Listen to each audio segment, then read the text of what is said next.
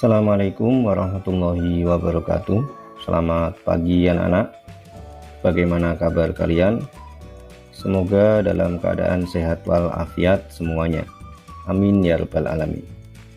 Pada pertemuan kali ini kita akan kembali melakukan pembelajaran bersama-sama dengan materi sedekah atau sedekah. Tapi sebelum kita masuk ke pembelajaran, mari kita berdoa terlebih dahulu. Mudah-mudahan pembelajaran hari ini berjalan dengan lancar dan anak-anakku semuanya paham apa yang akan kita pelajari pada hari ini. Amin ya rabbal alamin. Berdoa mulai. Selesai. Kemudian silakan anak-anakku amati gambar berikut ini. Nah, di sini ada dua gambar. Gambar orang yang sedang menyerahkan sesuatu kepada orang lain. Ada dua gambar di sini dan sama-sama menyerahkan sesuatu. Kira-kira gambar apa di sini? Ya, ini adalah gambar yang memberikan ilustrasi kepada kita, orang yang sedang bersedekah atau bersedekah kepada orang yang membutuhkan. Materi kita adalah sedekah atau sedekah. Kemudian tujuan pembelajaran pada hari ini, yang pertama, setelah mengikuti kegiatan pembelajaran diharapkan peserta didik mampu: 1. Menghayati nilai-nilai sedekah atau sedekah dalam kehidupan sehari-hari.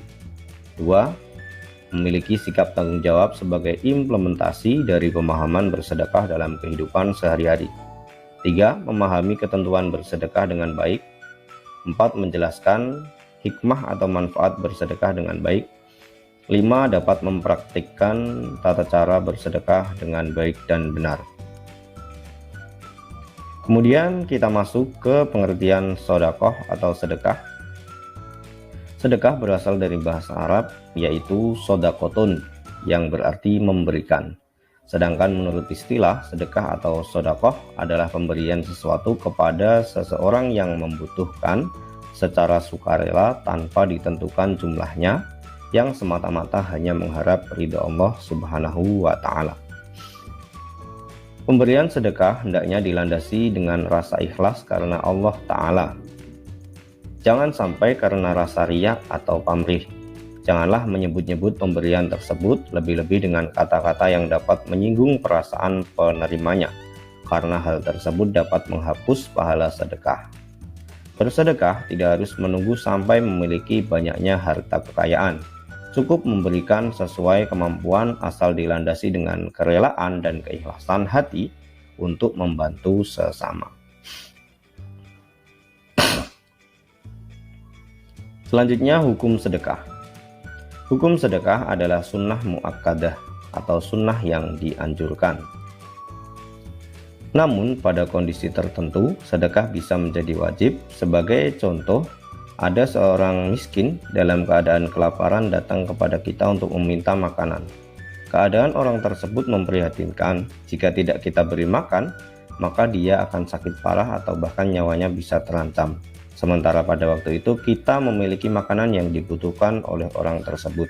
Pada kondisi demikian, memberikan sedekah berupa makanan kepada orang yang membutuhkan tersebut hukumnya adalah wajib. Jika tidak kita lakukan, maka berdosalah kita. Hukum sedekah juga bisa berubah menjadi haram apabila kita mengetahui barang yang disedekahkan itu akan digunakan untuk kejahatan dan maksiat. Dalil sedekah. A'udzubillahi minasyaitonirrajim. Wa tasaddaq 'alaina innallaha yajzil mutasaddiqin. Artinya, dan bersedekahlah kepada kami, sesungguhnya Allah memberikan balasan kepada orang-orang yang bersedekah. Quran Surat Yusuf ayat 88. Rukun dan syarat sedekah. Yang pertama, orang yang memberi. Syaratnya, orang yang memiliki benda itu dan berhak untuk mentasarufkan atau membelanjakan harta. 2. Orang yang diberi. Syaratnya berhak memiliki. Dengan demikian, tidak sah memberi kepada anak yang masih dalam kandungan ibunya atau memberi kepada binatang, karena keduanya tidak berhak memiliki sesuatu. 3. Akad atau ijab qabul.